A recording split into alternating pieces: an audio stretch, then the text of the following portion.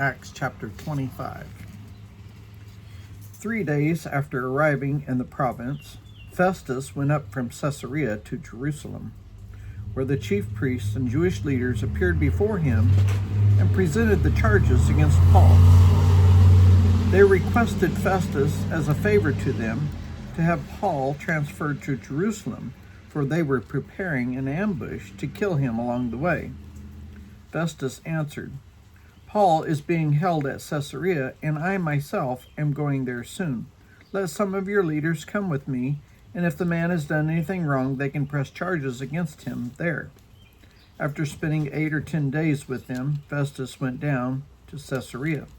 The next day he convened a court and ordered that Paul be brought in before him. When Paul came in, the Jews who had came down from Jerusalem stood around him.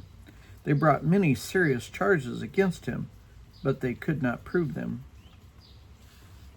Then Paul made his defense. "I have done nothing wrong against Jewish law or against the temple or against Caesar."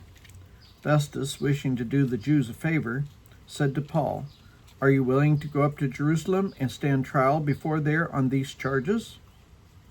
Paul answered, "I am now standing before Caesar's court where I ought to be tried. I have not done any wrong to the Jews, and you yourself know very well. If, however, I am guilty of doing anything deserving death, I do not refuse to die. But if the charges brought against me by the Jews are not true, no one has the right to hand me over to them. I appeal to Caesar." After Festus had conferred with his council, he declared, "You have appealed to Caesar you will go." A few days later, King Agrippa and Bernice arrived at Caesarea to pay their respects to Festus. Since they were spending many days there, Festus discussed Paul's case with the king and said, "There is a man here whom Felix left as a prisoner.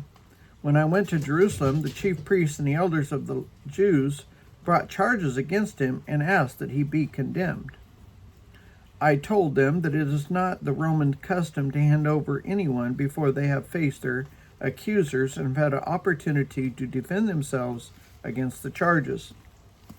When they came here with me, I did not delay the case, but convened the court the next day and ordered a man to be brought in.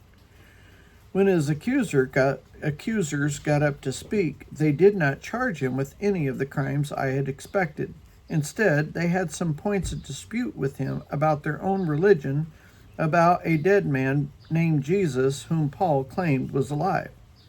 I was at a loss how to investigate such matters. So I asked if he'd be willing to go to Jerusalem and stand trial there on these charges. But when Paul made his appeal to be held over for the emperor's decision, I ordered him held until I could send him to Caesar." Then Agrippa said to Festus, "I would like to hear this man myself." He replied, "Tomorrow you will hear him." The next day, Agrippa and Bernice came with great pomp and entered the audience room with the high-ranking military officers and the prominent men of the city. At the command of Festus, Paul was brought in. Festus said, "King Agrippa, and all who are present with us, you see this man. The whole Jewish community has petitioned me about him in Jerusalem and here in Caesarea, shouting that he ought not to live any longer. I found that he had done nothing deserving of death, but because he had made his appeal to the emperor, I decided to send him to Rome. But I have nothing definite to write to his majesty about him.